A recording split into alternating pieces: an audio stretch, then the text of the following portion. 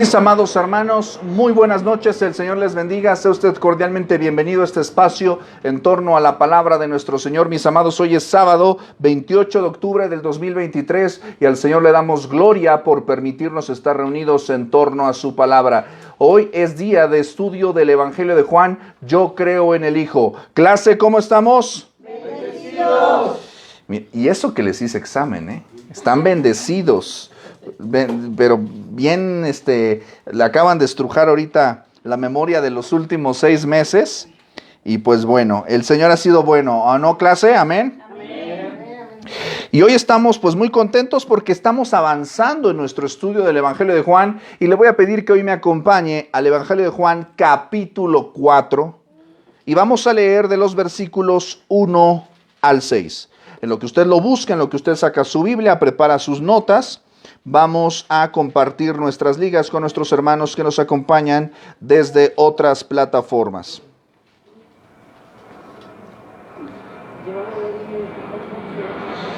Y recuerde que todos los días estamos compartiendo el plan de lectura McChain, a través del cual nosotros estamos leyendo el Antiguo Testamento una vez, el Nuevo Testamento y los Salmos 2 veces. Y ya prácticamente estamos pues en la recta final de nuestro estudio, de nuestra lectura del plan de lectura McChain. Y no importa si usted apenas dice, oye, pues ya vas casi a terminar, ¿puedo empezar a leer McChain? Claro que sí. De hecho, Reina Valera, no sé si te acuerdas, Lalo, Reina Valera, el plan de lectura de Reina Valera, lo leímos a partir de noviembre. Y empezamos los primeros días de noviembre, hace 2 años. Iniciamos y terminamos en noviembre. O sea que el chiste es iniciar, ¿sí o no? Sí. El chiste es empezar, el chiste es leer, el chiste es estar en la palabra de nuestro Dios. Y también recuerde que todos los lunes estamos compartiendo un audiolibro acerca de la mayordomía financiera como cristianos, a quién pertenece el dinero. Y los viernes estamos viendo Líder con Convicciones, 25 principios para el liderazgo relevante. Y yo espero que pues usted esté compartiendo, esté escuchando, esté leyendo. Vamos a estar también compartiendo algunas noticias muy buenas dentro de algunos días acerca de pues algunos textos que vamos a estar compartiendo, haciendo algunas conferencias, algunas lecturas. Y pues bueno, yo espero que usted se sume y comparta. Son tiempos que demandan que el pueblo de Dios esté concentrado en las Escrituras.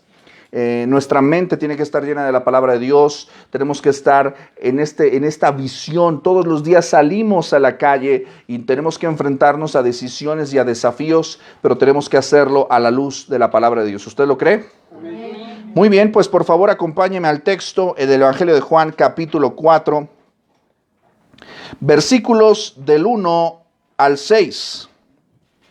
Cuando lo tenga, alabe el nombre del Señor.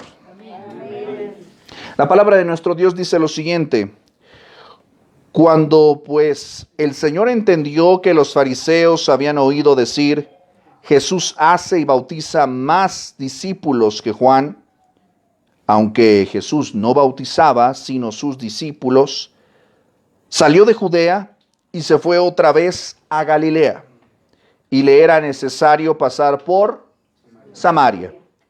Vino pues a una ciudad de Samaria llamada Sicar, junto a la heredad que Jacob dio a su hijo José. Y estaba allí el pozo de Jacob. Entonces Jesús, cansado del camino, se sentó así junto al pozo. Era como la hora sexta. Mis amados, esta es la palabra del Señor. Incline su rostro, vamos a orar. Amado Dios, bendito Padre, te damos gracias y te damos la gloria porque el día de hoy, Señor, podemos reunirnos, Señor, en este hogar, Señor, con brazos y corazones abiertos, Señor, que nos recibe, Señor, para poder abrigarnos y reunirnos y alabar tu nombre y estudiar tu palabra. Gracias por mis hermanos y hermanas aquí reunidos. Oramos, Señor, por aquellos que están ausentes, Señor, por las razones que tú conoces, Señor. Sé en sus corazones, sé en sus vidas, Señor. Oramos, Señor, por nuestros hermanos, Señor, que hoy están pasándola mal, Señor, allá en Guerrero, en Acapulco, Señor. Que tu misericordia se extienda para con ellos, Señor. Y Padre Santo, oramos para que tanto la Iglesia de Cristo y el Estado, Señor, obren tu mano de misericordia para bendecir, Señor, a aquellos que han perdido sus hogares. Oramos también, Señor, para que esta clase que está siendo transmitida, que después será compartida en redes y en audio, Señor, llegue a donde tenga que llegar, que sea escuchada por quien tiene que escucharla, Señor. No a nosotros sea dada la gloria, sino a tu nombre damos toda la gloria. Oramos, Señor, para que me capacites, me ayudes, me uses, me des claridad, entendimiento y palabras para poder compartir, Señor, tu palabra, el mensaje que tú quieres decir a tu pueblo. Oramos por aquellos que están, Señor, en la distancia, Señor, escuchando en este momento este mensaje y lo verán y lo compartirán. Oramos, Señor, para que, así como esta mujer, nosotros también, Señor, podamos tener un encuentro personal y especial con Cristo Jesús. Te pedimos esto con todo nuestro ser, en el nombre de Jesús, y en su nombre oramos. Amén y amén. Saque su Biblia, saque su libreta. Hoy vamos a hacer algunas observaciones. Y bueno, el capítulo 4, al menos en su prácticamente 70%, nos va a contar la historia de la mujer samaritana. ¿Cuántos ya hayan escuchado, han leído este texto, este capítulo? ¿Sí? ¿Lo han escuchado? ¿Lo han leído? Amén. Es un capítulo, si tú te das cuenta, muy hermoso porque rompe un poquito con lo que vamos a ir caminando, pero no pierdas de vista cuál es el objetivo de Juan. El objetivo del evangelista, ¿cuál es el propósito del evangelio, clase? ¿Cuál es el propósito del evangelio de Juan? Lo repetimos cada sesión de Juan. Conocer a Cristo. Estas cosas se escribieron, ¿para qué? Para que creáis que Jesús es el Cristo, el Hijo de Dios, y para que creyendo tengáis vida en su nombre. El propósito del Evangelio de Juan es que todas las personas que lean este texto reconozcan y crean y confíen en que Jesús es el Cristo, es el enviado de Dios, es el ungido, es el Hijo de Dios. ¿Usted lo cree? Amén. Y para que usted, poniendo su fe en Jesús como Cristo, como el Hijo de Dios, usted obtenga por la gracia de Dios vida eterna, vida en su nombre. Esto es lo que nosotros vamos a ver ahora en el capítulo 4. Y es muy interesante porque vamos a estar viendo esto con más detenimiento. Lo vamos a ver, yo espero que en 3 partes, si Dios nos lo permite.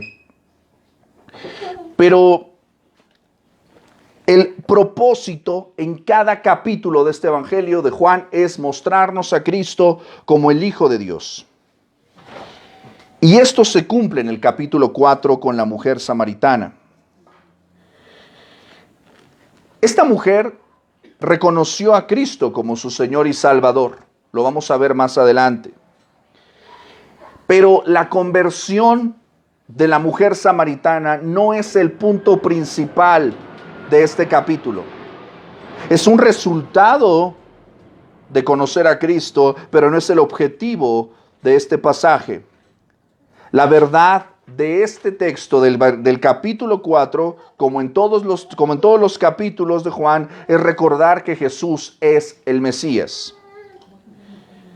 Ahora, lo interesante aquí, y aquí es donde se empieza a poner picoso, interesante todo esto, es Jesús opta por revelarse como Mesías de Israel, como Señor, como Cristo, no a las autoridades religiosas.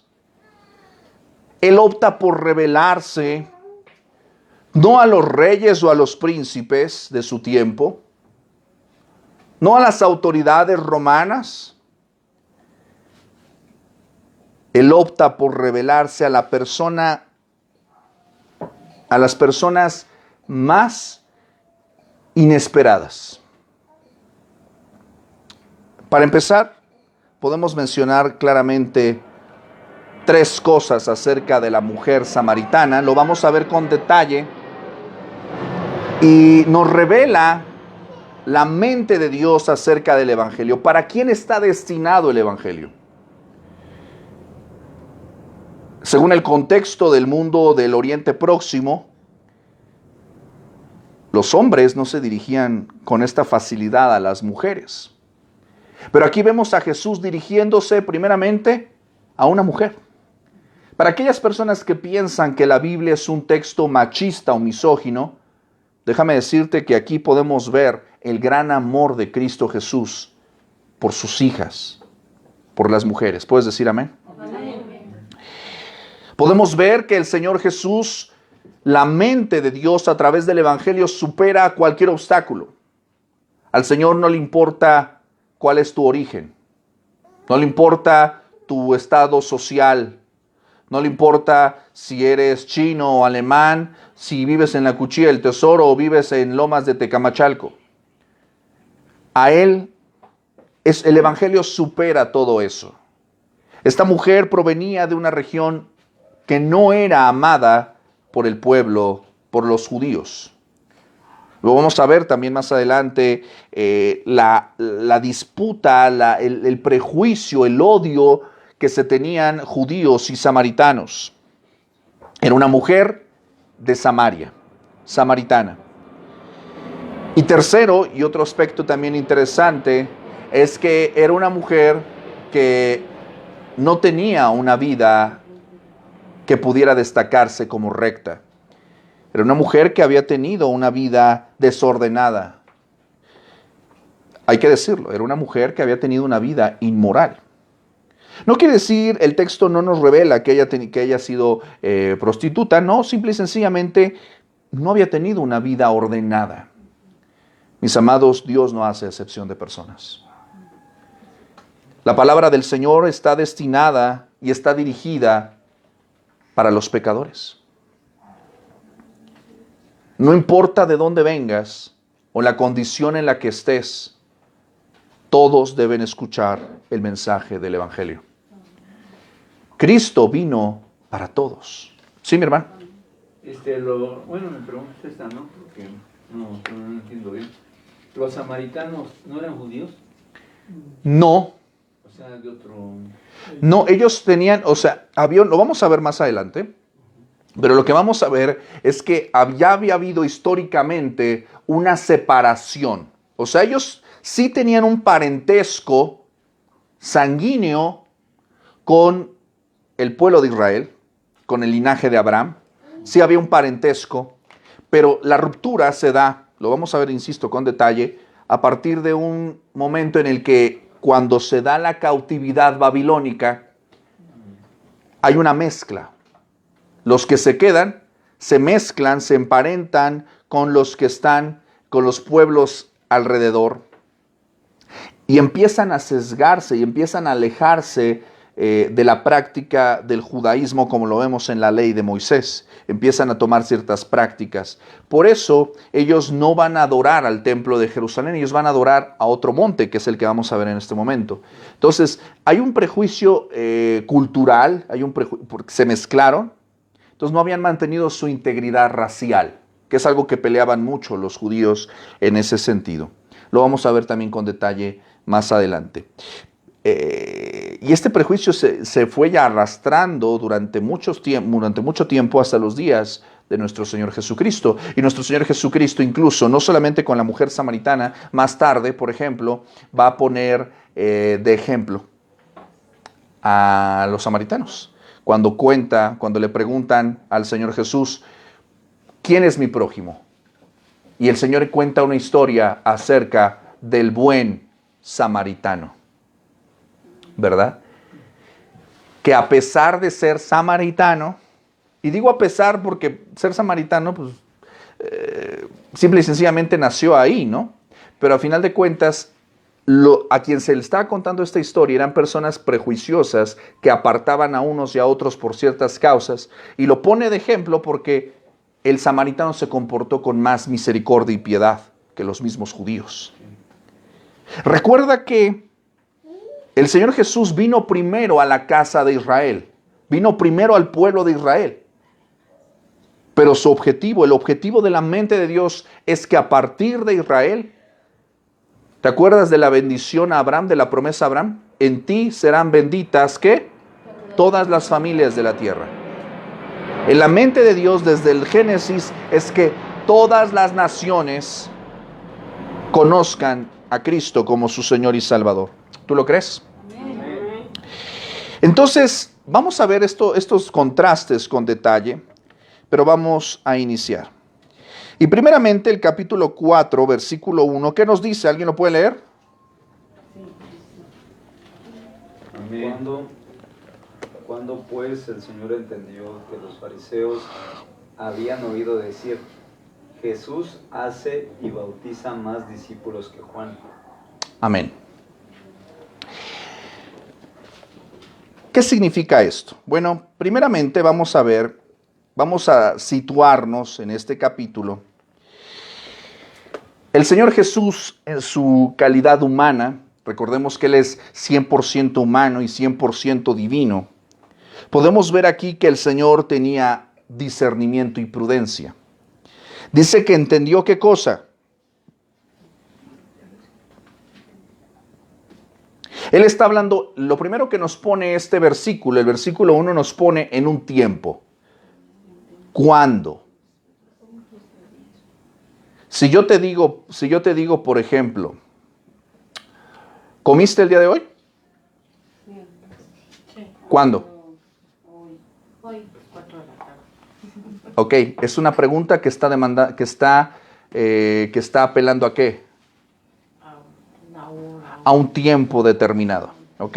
Entonces, este versículo nos está situando en un momento específico de la historia, ¿no? ¿Cuándo sucedió esto? Cuando el Señor entendió, y otras versiones bíblicas lo traducen de la siguiente manera. La nueva traducción viviente, por ejemplo, dice, Jesús sabía que los fariseos se habían enterado que él hacía y bautizaba más discípulos de Juan. Entonces, nos está situando en un momento. ¿En qué momento? En el momento en el que el Señor Jesús sabe, entiende, es consciente de que ellos ya saben qué es lo que están haciendo sus discípulos. Los fariseos, sabemos muy bien que este grupo religioso sectario del judaísmo, el fariseo que significa alguien apartado, separado, personas que, entre comillas, obedecían la ley al pie de la letra, pero que eran personas que habían incurrido en una práctica severa y extralegalista. El Señor Jesús nos dice que Él sabía, ahora sí que Él sabía que ellos sabían acerca de qué cosa. Que estaba bautizando, pero no solamente eso, sino que más. Que bautizaban más. O sea, que tenía más seguidores, que tenía más, que iba haciéndose, ¿cómo se puede decir? Pues estaba dando a conocer más que ahora. Que su popularidad iba en aumento, ¿verdad? Dice que Jesús hace y bautiza, me gusta mucho esta palabra, hace y bautiza. Esto es muy interesante para nosotros. Hace y bautiza. Más discípulos que Juan. Entonces la información que tenían los fariseos era que Jesús hace y bautiza más discípulos que Juan. Ahora, quiero que tú me digas, ¿qué entiendes acerca de este versículo? ¿Qué es lo que te dice? Tony.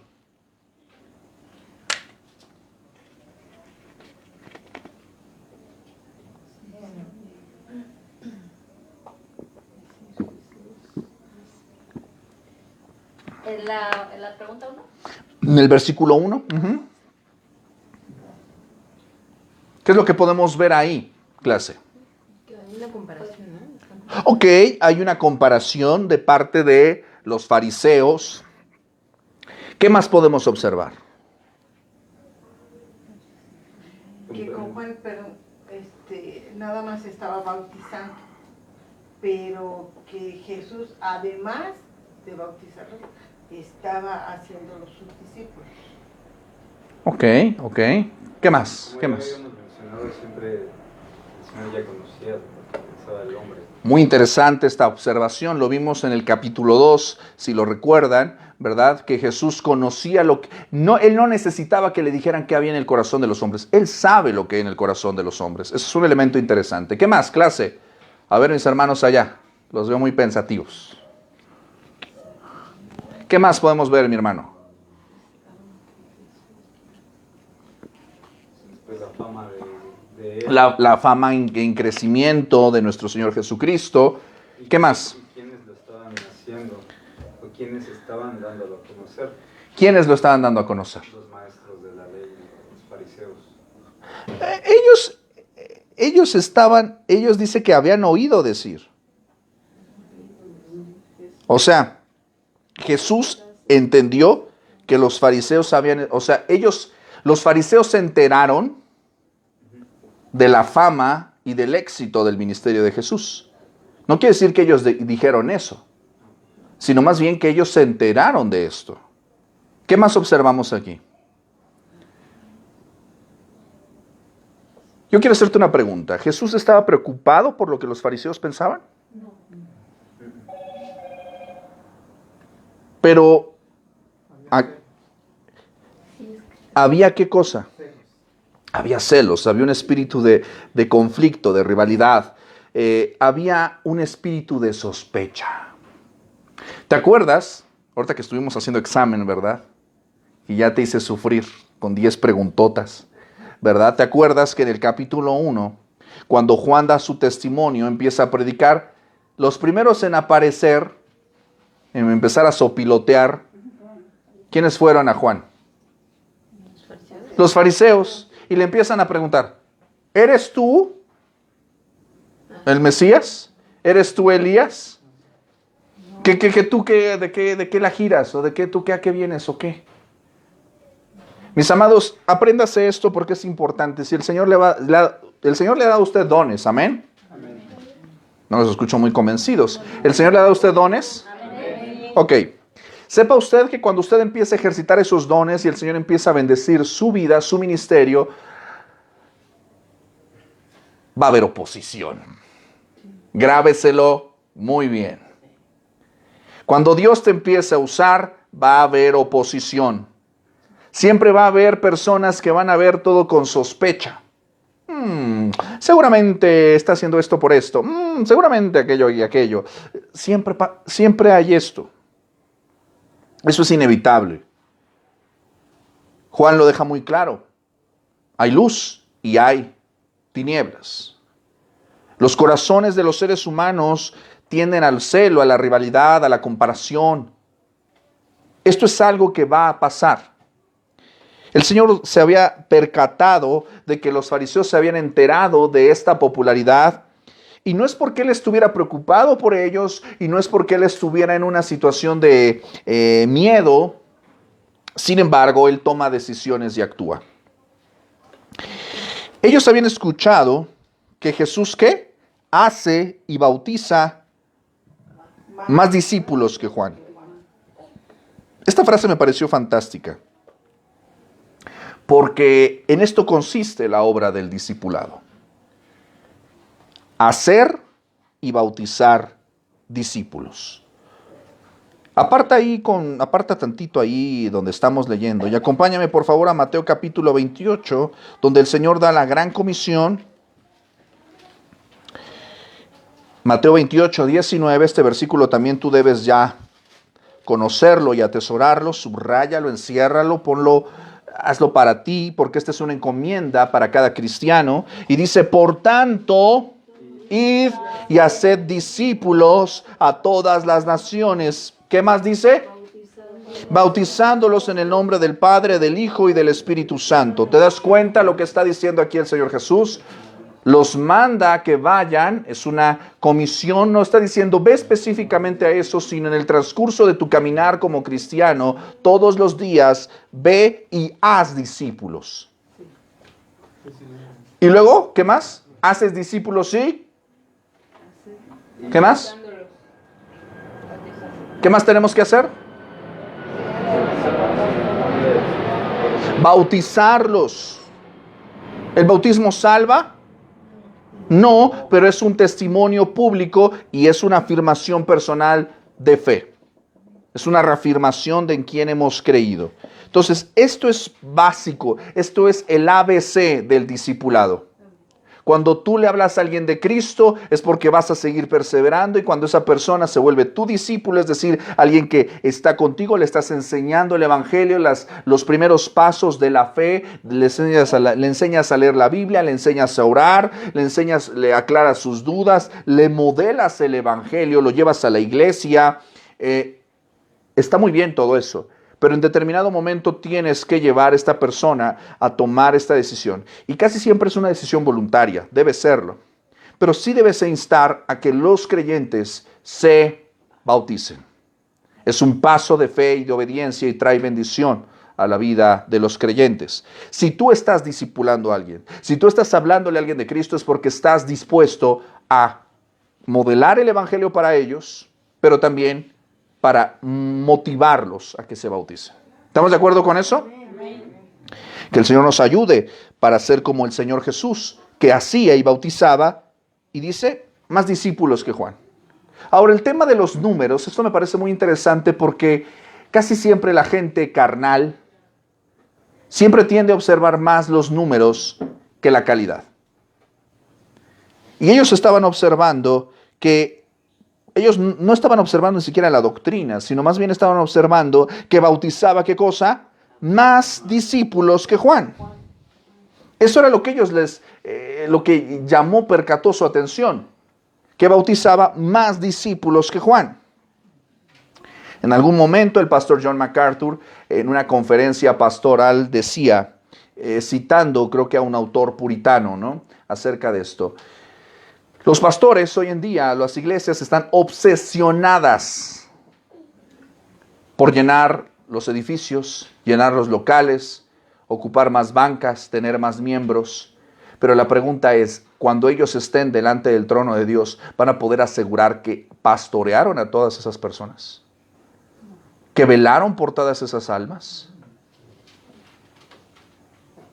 Mis hermanos, si a veces con un grupo pequeño se trabaja, se batalla, se lucha, yo quiero pensar, y es posible, hay iglesias grandes que están bien organizadas, con pluralidad de ancianos y pastores que están cuidando a las ovejas, pero el punto aquí es este: ¿estamos realmente comprometidos a pastorear a las ovejas?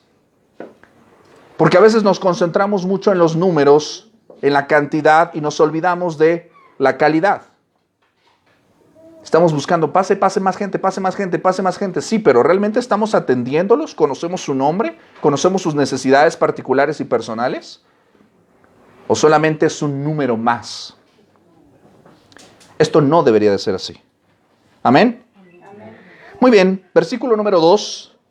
El texto, aquí el evangelista se detiene un momento y nos hace una observación. Ya hablamos de esto, no me voy a detener. Hace una aclaración pertinente. ¿Cuál es la aclaración pertinente, hermano David? ¿Qué es lo que dice el versículo 2? Aunque Jesús no bautizaba, sino sus discípulos. Sino sus discípulos. Mayra, ¿puedes leer por favor Juan capítulo 3, versículo 22?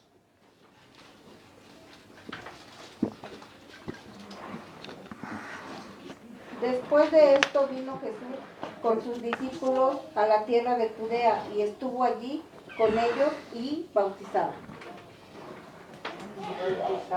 Ya hemos hablado de esto. A ver, quiero que alguien me diga, ¿hay una contradicción aquí? Puede parecer una aparente contradicción, porque el versículo 22 del capítulo 3 de versículos anteriores nos está diciendo que estuvo allí con ellos. ¿Con quiénes? Con sus discípulos y bautizaba. Pero aquí, el capítulo 4, versículo 2 nos hace una aclaración. Jesús no bautizaba, sino sus discípulos.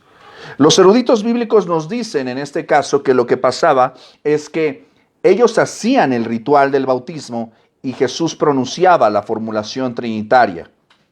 Él estaba presente con ellos. Acuérdate que el Señor Jesús siempre, en todas las cosas que Él hacía, les enseñaba a sus discípulos. Jesús no enseñaba, los ponía a hacer las cosas. Los ponía a hacer las cosas. ¿Ok? Entonces es muy importante que entendamos esto. El Señor Jesús no bautizaba sino sus discípulos, bautizaba a través de ellos.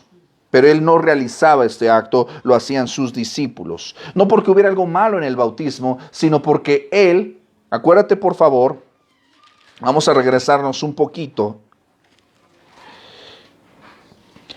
Regrésate a Juan capítulo 1, versículo 33. ¿Ya te aburriste? No. Vamos a avanzar. Juan hace esta declaración. Juan el Bautista hace esta declaración. Yo no le conocía, dice Juan, pero el que me envió a bautizar, ¿qué? Con agua, aquel me dijo, sobre quien veas descender, ¿qué? Y que permanece sobre él, ese es el que bautiza, ¿con qué? Con el Espíritu Santo. Ok, ahí está el punto fundamental. ¿Por qué Jesús no bautizaba, no participaba, no efectuaba este ritual del bautismo en agua? ¿Porque había algo malo? No, sino porque no era la parte que a él le correspondía. ¿Sí me estoy explicando? Aquí lo deja muy claro. Jesús nos bautiza, sí, pero con el Espíritu Santo. ¿Ok?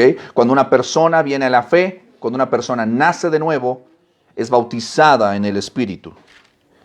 Observa lo que dice más adelante, primera carta a los Corintios, capítulo 12.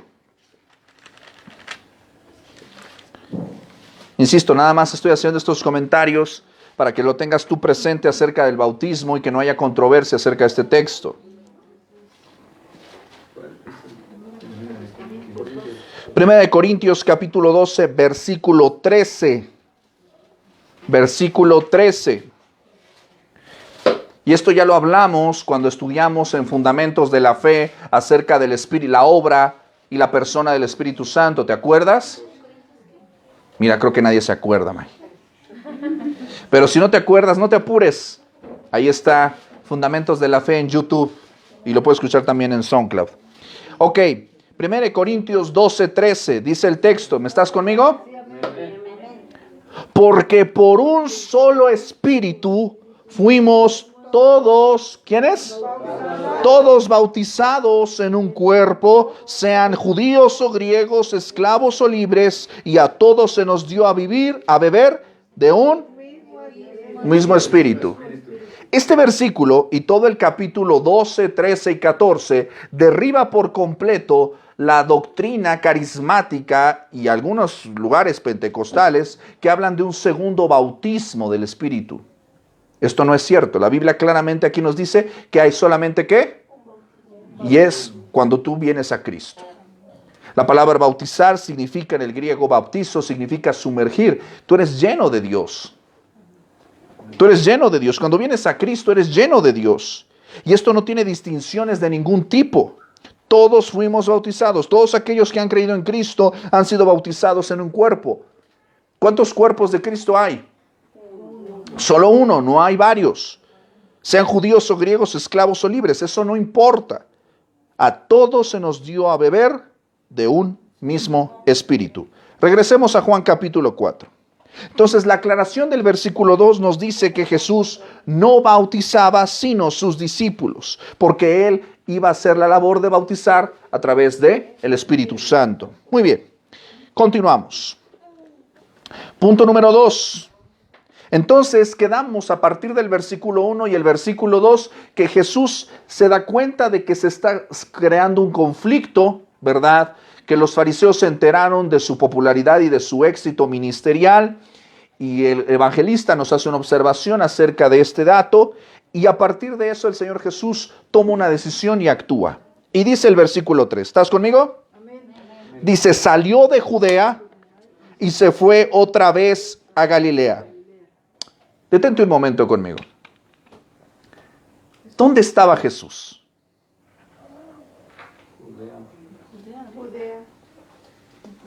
¿Cómo llegó ahí? ¿Se teletransportó? tomó el Metrobús. ¿Cómo llegó ahí? Regrésate, por favor. Lo acabamos de leer hace un ratito. Juan capítulo 3, versículo 22. ¿Qué dice? Después de esto, vino Jesús con sus discípulos, ¿a dónde? A la tierra de Judea. Y estuvo allí con ellos y bautizaba. Entonces, nota por favor, esto es muy importante. Tienes que estar leyendo esto con detalle. No quiere decir que sea algo sumamente importante, pero para que tú entiendas la lógica de cómo va narrándonos, explicándonos Juan su evangelio, tú dices, se movió de Judea y se fue a Galilea. Qué padre. Tú lo lees y pasas de largo, pero dices, bueno, ¿pero por qué hizo esto? ¿Cuál fue la razón? Bueno, él estaba en Judea y se da esta rivalidad, ¿te acuerdas? Está el Señor Jesús con sus discípulos, ellos están bautizando y también están los discípulos de Juan y se empieza a crear una rivalidad, ¿verdad? Oye, pues está llevando a tus discípulos. Y Juan les dice, a ver, espérense, es necesario que yo mengüe y que él crezca. Yo soy el amigo del esposo, a mí me da gusto que esto esté pasando. A mí me sigue encantando la actitud de Juan. Juan es la clase de hombres de Dios que necesitamos en este tiempo. Que tengan la mente clara para qué Dios los llamó y el corazón tranquilo. Lo que es tuyo y lo que no es tuyo, ya, no pasa nada. Entonces, teniendo en contexto que Jesús estaba en Judea y que estaba teniendo mucho éxito ahí, por esta razón de esta rivalidad que se empieza a cernir y este conflicto que se empieza a dar, él toma la decisión y dice, y se fue otra vez a Galilea. Versículo 4. ¿Y se va a dónde? Y le era necesario pasar por Samaria. Ok. Jesús no se mueve por miedo. Jesús no se mueve por preocupación de los hombres. El Señor Jesús no quería que se desatara entre sus discípulos y los discípulos de Juan una rivalidad, un conflicto público. Sabía que también había una confrontación en ciernes con las autoridades, pero todavía no era el momento de entrar en conflicto. Acuérdate que el Señor Jesús claramente siempre supo cuál era su tiempo. Lo vimos en alguna otra sesión, vimos que el Señor dijo, aún no es mi hora, aún no ha llegado mi hora. Ahora, ¿por qué hace este movimiento de Judea a Galilea y pasa por Samaria? Ok, agarra tu Biblia porque la mayoría de Biblias tienen un mapa. Vete a la parte de atrás y busca el mapa que dice Palestina en tiempos de Jesús. La mayoría tiene estos datos. Si no lo tienes, júntate con alguien que sí tenga una Biblia con mapas. ¿Sale? ¿Ya tienes tu mapita? Palestina en tiempos de Jesús. A ver. ¿Sí? Busca mapitas. Si no tiene tu Biblia, no te preocupes. Acércate con alguien. Ya vamos a tener después una pantalla aquí con mapas a todo color y el zoom y todo. Pero esto es para que tú te empieces a revisar geografía bíblica. ¿Sale? Usted ahí en casita, usted que está en la comodidad de su casa o que está escuchando, viendo esto, ahí sí, la verdad es que no le voy a ayudar. Agarre el Google Maps y váyase para allá. O agárrese el Google Palestina en tiempos de Jesús y ahí lo puede ver. ¿Estás ahí conmigo? ¿Ya viste el mapa? Muy bien. Sitúate en la parte de abajo, en la parte sur, y va a mencionar ahí la región de Judea. ¿Sale? Judea. Y luego arribita hay una región que dice Galilea. ¿Ya viste? Judea está abajo, a un ladito del Mar Muerto, ahí viene un charquito que dice Mar Muerto, y a un ladito ahí está Judea. ¿Ya lo viste? Ahí está el Mar Muerto y a un ladito ahí está Judea. Y arribita, más chiquito, está Galilea. ¿Ya lo viste? Ahora, presta atención, mucho ojo para que entiendas esto. Jesús estaba en Judea, pero dice que salió de Judea y fue a Galilea y le era necesario pasar por Samaria. Tú observas ahí en Judea, antes de llegar a Galilea, y vas a ver una región que dice ahí, Samaria. ¿Ya la viste? Sí. Y seguramente ahí dice Samaria y dice Sicar. ¿Ya viste? Y si tu Biblia es muy pro, ahí hay un dibujito chiquito, un triangulito que dice Monte Gerizim. ¿Ya lo viste? Sí. Muy bien. ¿Te das cuenta qué padre? Ahorita aquí hicimos un viaje de National Geographic por la tierra bíblica. Entonces, si tú te sitúas en el mapa clase, los que nos están viendo dicen, oye, tienes un pizarrón allá atrás, ¿puedes hacerte la molestia y hacer un dibujo para nosotros? Podría hacerlo, pero soy pésimo. Pero vamos a intentarlo, ¿te parece? Sí, por eso les digo, busquen. Entonces, tú tienes, aquí tienes el Mar Muerto.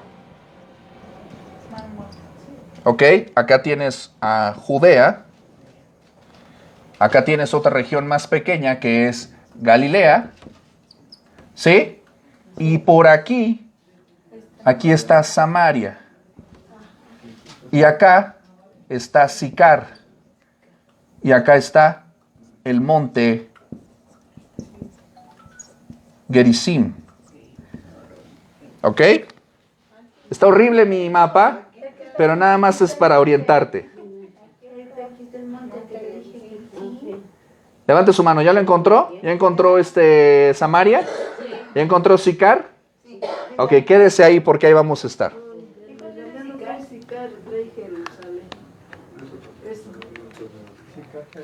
Dice Samaria, pero no dice Jerusalén. Ya llegó a Samaria, quédese ahí, no importa, está cerquita. Creo que nada más un camión y ya llega. Muy bien, estamos ahí, no se pierda. Regresemos entonces. Si te das cuenta entonces en el mapa, cuando el Señor Jesús, cuando el evangelista nos dice, estaba en Judea, se fue hacia Galilea y le era necesario pasar por Samaria, te das cuenta que sí sí había que pasar por ahí. La mayor parte de las personas, por el prejuicio que le tenían a ese lugar y no querían contaminarse, le daban una vuelta nonona por la zona costera, ya sea de este lado, o le daban por esta zona del Mar Muerto. De hecho, por acá está Qumran, donde encontraron los famosos rollos del Mar Muerto. Y de este lado está la región de Perea. Saludos al pastor, ¿cómo está? Entonces le daban la vuelta, como tú cuando pedías el envase de refresco y luego comprabas en otra tienda, ¿qué hacías? Le dabas la vuelta para no pasar por ahí. No sé si así le hacen sus clientes, hermano. Ándale, pides fiado y luego ya tienes lanita y luego no quieres pasar por ahí, vas a otra tienda pero le das la vuelta, ¿verdad? Eso hacían. Entonces le daban la vuelta para no pasar por ahí. Pero el texto nos dice que era ¿qué? Para el Señor necesario pasar por aquí. Y vamos a ver por qué era necesario pasar por ahí. ¿Ya te aburriste? No. Vamos a avanzar. Muy bien. Esto está muy interesante. Me encanta cuando vemos cómo la Biblia se aclara en estas cosas. Muy bien. Entonces, nos queda claro que llegó a Samaria. Pero la pregunta que nosotros debemos hacernos es ¿por qué el evangelista dice que le era necesario? ¿Por qué le era necesario?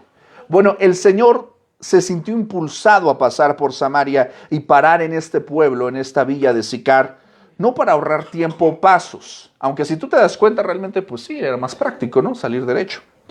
Pero el Señor tenía algo que hacer ahí, y tú y yo sabemos qué es. Con frecuencia, el Evangelio de Juan utiliza el verbo dei o deon, que quiere decir era necesario o debía hacer esto. Quiero mostrarte algunos ejemplos para que entiendas el concepto de esto. Esta palabra, este concepto de necesario, dei o deon, habla de Jesús en el cumplimiento de la misión que el Padre le había encomendado. No te pierdas del capítulo en el que estamos. Acompáñame a Juan capítulo 3, versículo 14, donde se usa, tú estás leyendo en español, pero en el griego la palabra, el concepto de necesidad, era necesario, de que estaba esto planeado, así lo marca, ¿ok? Versículo Juan 3, 14, ¿estás conmigo? Dice el texto, y como Moisés levantó la serpiente en el desierto, así es necesario que el Hijo del Hombre sea levantado. Entonces nos dice que era algo necesario, importante para la misión del Padre.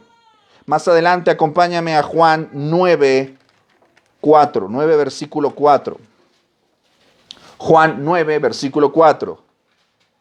Dice el texto, me es necesario hacer las obras del que me envió, entre tanto que el día dura, la noche viene cuando nadie puede trabajar. ¡Wow!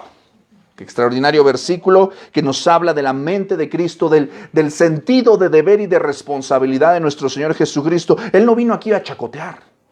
Él no vino a hacer aquí lo que quería. Era necesario hacer las obras del que le envió.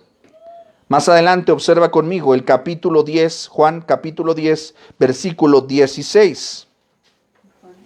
Aquí vamos a ver que Reina Valera hace una traducción de una palabra diferente, pero el concepto en el griego es el mismo, y sí lo revisé. Dice el texto, Juan 10, 16.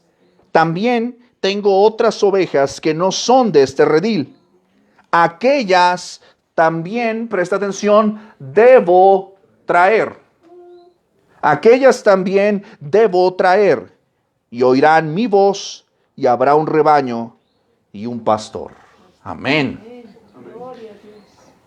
Si te das cuenta, en este versículo 16 está hablando de aquellos que no pertenecen al rebaño de Israel. Este texto fue dicho a los judíos, pero él estaba hablando de otras ovejas que él también iba a traer, que iban a pertenecer a su rebaño, que iban a escuchar su voz, y está hablando de los gentiles, y ahí estamos incluidos tú y tu servilleta. ¿Sí? ¿Estamos de acuerdo? Continuamos más adelante, quiero que veas otros ejemplos. Juan 12, 34. Dice el texto. Le respondió la gente, nosotros hemos oído de la ley que el Cristo permanece para siempre. ¿Cómo pues dices tú que es necesario, ahí está la palabra, ahí está la frase, que el Hijo del Hombre sea levantado? ¿Te acuerdas lo que dijo en el capítulo 3, versículo 14? ¿Quién es este Hijo del Hombre? La gente estaba repitiendo sus palabras, ¿ok? Último versículo que nos habla de lo que era necesario. Capítulo 20, versículo 9. Este me encanta, este versículo me encanta. ¿Estás conmigo? Juan 29 dice, porque aún estamos en el contexto de la resurrección, a su nombre gloria. Porque aún no habían entendido la escritura. ¿De quién está hablando? De los discípulos. Aún no habían entendido la escritura que era necesario, que era necesario, que estaba en el cumplimiento de la misión que el Padre le había encomendado a nuestro Señor Jesucristo. Era necesario que Él resucitase de los muertos, a su nombre gloria. Amén. El Señor Jesús hizo aquello para lo que el Padre le había enviado. Vuelve conmigo a Juan capítulo 4. Entonces, esta expresión del versículo 4 no es un capricho emocional, no es un tema para ahorrarse el pasaje, no es practicidad geográfica de me queda más cerca. Está hablando de algo que corresponde a los planes del Padre en el Hijo para el cumplimiento de la meta de salvación. Era necesario pasar por Samaria. Mi amado, mi amada, muchas veces Dios te hace pasar por un camino por el que tú no tenías que pasar, te lleva por circunstancias inesperadas porque hay un plan para ti. ¿Te acuerdas cuando el Señor Jesús conoce a Natanael y le dice, desde la higuera yo ya te había visto. ¿Te das cuenta entonces que el Señor es soberano? Y que Dios no se contradice en su voluntad y palabras. Es extraordinario esto, ¿no? Versículo 5, continuamos avanzando. Y ahora sí vamos a hablar un poquito acerca de Samaria para que saquemos de dudas. ¿Sale? ¿Cuál es el trasfondo de Samaria? Dice el versículo 5, vino pues a una ciudad de Samaria llamada Sicar, junto a la heredad que Jacob dio a su hijo José. Ok. Esto si quieres lo puedes apuntar, va a estar grabado, pero tenlo presente. Samaria era la capital del reino del norte llamado Israel. Ok. Vamos a explicar un poquito de esto de... Esto lo estábamos leyendo y lo estamos leyendo en primero y segundo libro de los Reyes. Si no lo has leído, plan de lectura McChain todos los días. Ok. Ok, entonces, vamos a situarnos. Quiero darte un pequeño giro porque es necesario que tú sepas esto.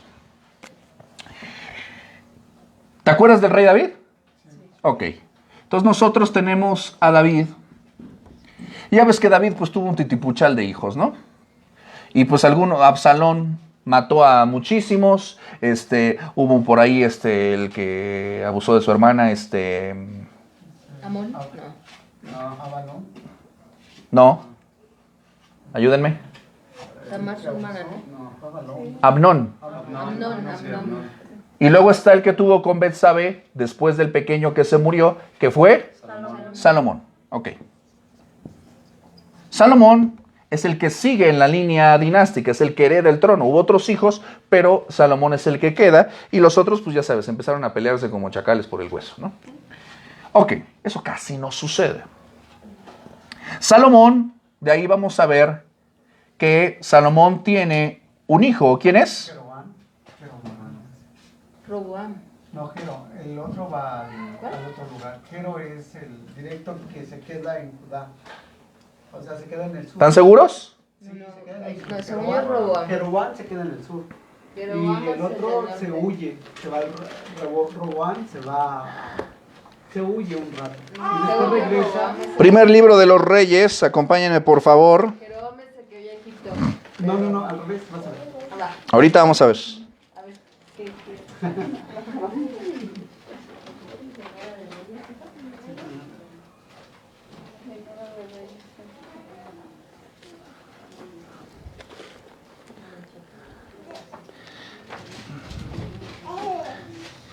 Mira, de hecho, para no errarle, más rapidito, la genealogía de aquí de... Salomón engendró a Roboam. Salomón engendró a Roboam. Uno se va hacia el norte y el otro hacia el sur. Ahorita vemos esto. Ok, vamos a situarnos nosotros en dos nombres, que es Roboam y el otro es Jeroboam. ¿Ok? Ahora, se da una situación en la que aquí Roboam no actúa con prudencia y oprime a las demás tribus de Israel. Acuérdate que él venía, David, ¿de qué linaje? Del linaje de Judá. Salomón obviamente venía del linaje de Judá. Entonces, Judá era ¿qué? Una de las tribus de ¿qué? De los 12 hijos de Israel. ¿Estamos de acuerdo? ¿Sí? Ok. Bueno, el punto es que aquí se da una ruptura. Se da una ruptura y el país que existía en unidad se divide en dos reinos. Y lo empiezas a ver tú a partir de este momento entre Roboam y Jeroboam. El reino del norte y el reino del sur, obviamente. El reino del sur es Judá y el reino del norte es Israel. ¿Sí estás conmigo? Jeroboam.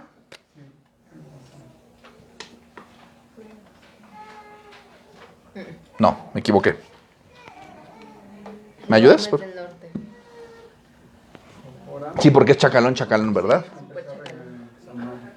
Jeroboam se queda En Samaria. Sí, tienes razón. y Roboam en el sur. ¿Ok? Ahora, la capital del reino del norte. En este contexto histórico en el que estamos viendo, la capital del reino del norte de Israel es Samaria. ¿Sí, clase? ¿Estamos bien? ¿O ya te hice muchas bolas? ¿Ok? Y a partir de aquí, tú empiezas a leer en el segundo libro de Reyes, empiezas a leer en Crónicas los reinados de distintos reyes. Y el hijo de tal, y el hijo de tal, y el hijo de tal. Y era del reinado de acá, y el reinado de acá, y el reinado de acá. ¿Ok? Te animo a que agarres un cuadernito y luego te pones a apuntarlos. Y así te orientas bastante. ¿Ok? Los reyes del norte, los reyes de Israel, todos fueron malvados, todos fueron impíos. Los reinos del sur, algunos fueron reyes justos, reyes que hicieron lo agradable a los ojos del Señor, pero la mayoría fueron impíos. Este reino más tarde sería el primero en ser llevado a Babilonia, en ser destruido, y después el reino de Judá. Elías y Eliseo, ¿te acuerdas de Elías y Eliseo? Bueno, ellos predicaron a los reyes del norte, a los reinos de Israel. ¿Ok? ¿Estamos de acuerdo? Entonces acuérdate ya, cuando te sitúes en este contexto, el reino del norte es Israel, el reino del sur es Judá. ¿Ibas a comentar algo? Sí, porque nada más se quedó con uno solo, como le quitó todo lo demás, que según no lo iba a destruir por causa del amor que le tenía a David. Claro. Nada más se quedó con A pesar de la maldad de los descendientes. Ajá, pero iba a destruir todo lo demás que era Israel. Claro. En el norte 10 tribus, y abajo estaban las 2. No. Estaba Judá y Acá en el sur, puro Judá. Y acá, todas las demás. 10 arriba. Ujú, exactamente. Porque las demás, las 11 tribus, bueno, sí, las 10 tribus, se separaron de Judá. Se separaron de la casa de David. Y las otras se quedaron acá. ¿Sale? Bueno, esta pequeña nota de historia, ¿verdad? Más que dormirte, pues es para que entiendas qué onda con Samaria, ¿verdad? Samaria era la capital del reino del norte. La nación se dividió en dos después del reinado de Salomón, como ya habíamos visto. El rey Omri, chacalón, la nombró capital del reino del norte. Esto lo podemos ver en Primera de Reyes 16:24, primer libro de Reyes. El nombre llegó a denotar a toda la región y a veces a todo el reino del norte. Este reino, el reino del norte, cayó cautivo a manos de los asirios en el año 722 a.C. Ahora, otra de las cosas que tenemos que observar es que aquí el versículo que estamos viendo del capítulo 4, versículo 5, Juan capítulo 4, versículo 5, nos dice que llegó una ciudad de la región de Samaria llamada Sicar. Era un pueblo del distrito de Samaria y nos está dando una coordenada y dice que estaba junto a la heredad que Jacob dio a su hijo José. Ok, para que tú entiendas esta parte, cuando Jacob, sitúate en Génesis capítulo 27, cuando Jacob regresa de la tierra de Canaán, 20 años después de 20 años en Harán, ¿qué estaba haciendo en Harán, clase? Jacob en Harán. Estaba con la... Estaba con su tío Labán. Estaba chambeando. Sí, para lograr su... Pues por Raquelita, papá. Pues la fe sin obras está muerta. que después no se la quiso dar. No, pues a ese ahí, un tramposo siempre se encuentra alguien más tramposo. Exactamente. Y lo que podemos ver entonces, después de todos estos años, Jacob regresa a Canaán y compra un terreno cerca de una antigua ciudad de Siquem. Esto lo revela Génesis capítulo 33, versículos 18 y 19. Acompáñame para que lo veamos juntos. Génesis 33, 18 y 19. Dice el texto: Después Jacob llegó sano y salvo a la ciudad de Siquem, que está en la tierra de Canaán, cuando venía de Padán Aram, y acampó delante de la ciudad. Y compró una parte del campo donde plantó su tienda, de mano de los hijos de Hamor, padre de Siquem, por 100 monedas. Ahí, por eso está hablando de esta heredad que compró ahí este terreno, no muy lejos de Sicar. Entonces, poco antes de su muerte, de la muerte de Jacob, este terreno que él compró se lo hereda a su hijo José. Génesis capítulo 48.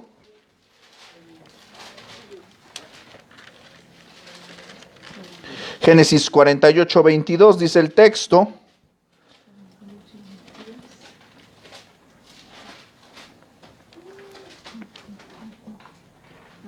Y yo te he dado a ti una parte más que a tus hermanos,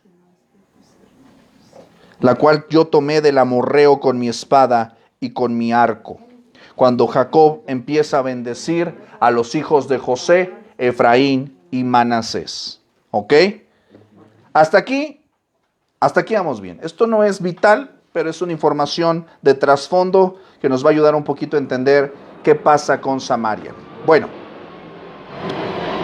José fue enterrado allí más tarde, cuando, acuérdate que en el Éxodo, los hebreos se llevan los huesos de José, y en Josué capítulo 24, versículo 32, se nos dice que una vez que ellos ya entraron a la tierra prometida, que conquistaron la tierra de Canaán, lo enterraron en esta heredad. Muy bien. 24:32. Josué 24:32. Lo voy a dar lectura rápidamente. Dice el texto: Enterraron en Siquem los huesos de José. Los hijos de Israel habían traído de Egipto, en la parte del campo que Jacob compró de los hijos de Hamor, padre de Siquem, por 100 piezas de dinero, y fue posesión de los hijos de José, Efraín y Manasés. Aquí no lo menciona, pero sabemos quiénes son los hijos de José. ¿Ok? Ahora, Samaria, como tú lo ves en tu mapa, estaba localizado, de modo que era un lugar importante para judíos y samaritanos. Si te das cuenta, pues hay una historia muy profunda ahí. O sea, ahí fue enterrado uno de los patriarcas, de los principales patriarcas de las tribus, Jacob nada más y menos. Ahí fue enterrado muy cerquita, y este terreno pues era de José, ¿verdad? Entonces era un lugar muy importante para judíos y samaritanos, y estaba localizado, como tú lo viste, en el monte Gerizim. Ahí hay una referencia del monte Gerizim. Esto también lo vamos a ver, por ejemplo, en Deuteronomio. Vamos a ver las bendiciones de Gerizim y las maldiciones del monte Ebal. Ahí te lo dejo de tarea para que lo leas, Deuteronomio 11, donde vamos a ver estas bendiciones y maldiciones que se dictaban desde estos montes. Bueno, versículo 6. ¿Qué es lo que estamos nosotros viendo hasta aquí?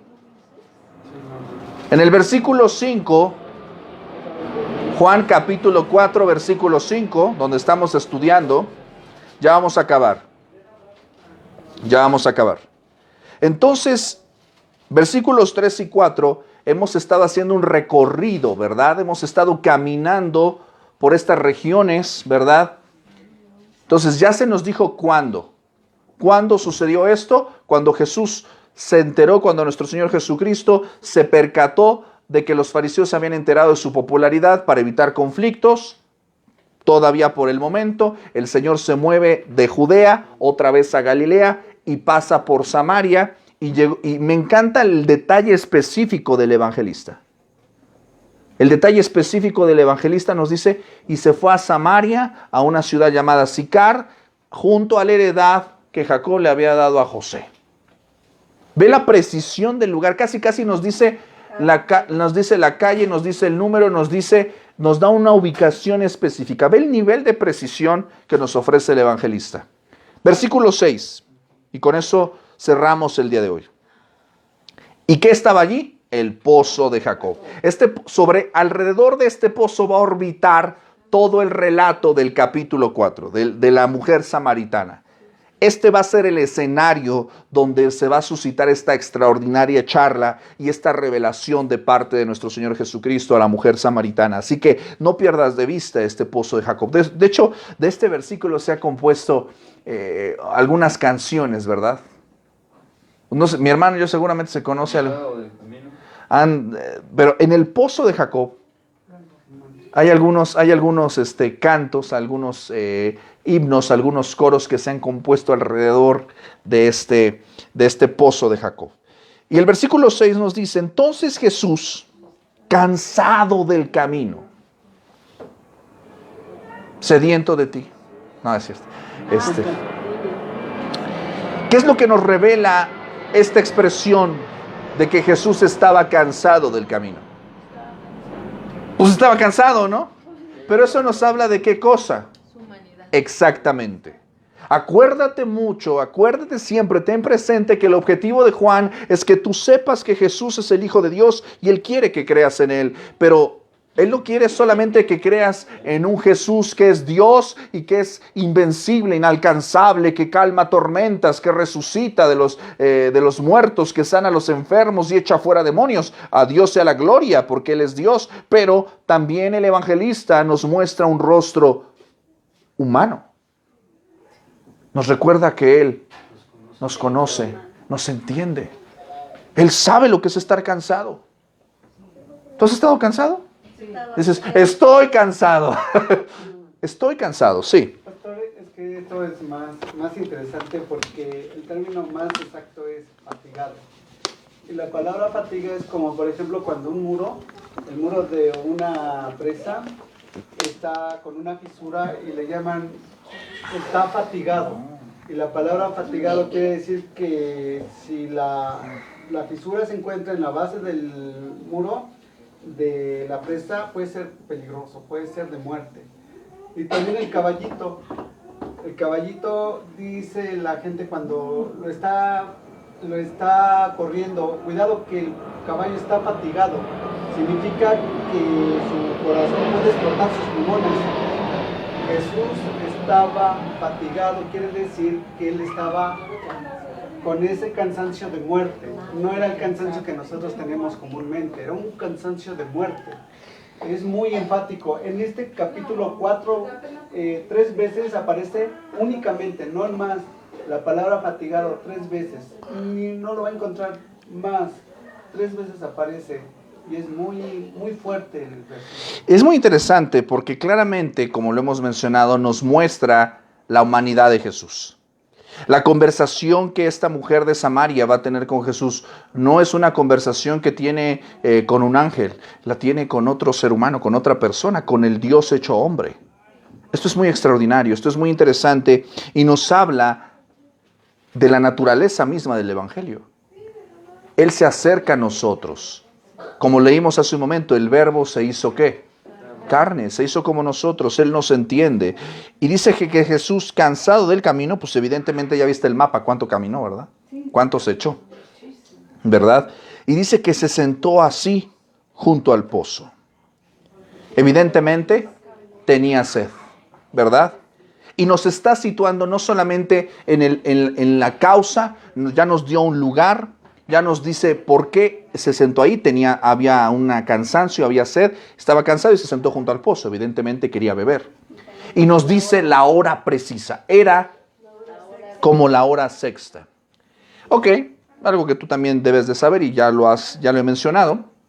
Acuérdate que el cálculo que ellos tienen de horarios es a partir de que sale el sol. Entonces ya para estos entonces eran aproximadamente el mediodía. Era el momento más alto, donde el sol estaba pegando más recio. Si tú y yo saliendo aquí tantito a las tortillas a mediodía, sientes cómo te da el sol en el coco, ¿verdad? Y sientes así como que te quema. Ahora, el bendito sol de mediodía del Oriente Próximo era un sol, de hecho en esa hora nadie sale. Y este dato de la hora es muy importante porque nos va a llevar a lo que vamos a ver dentro de 15 días.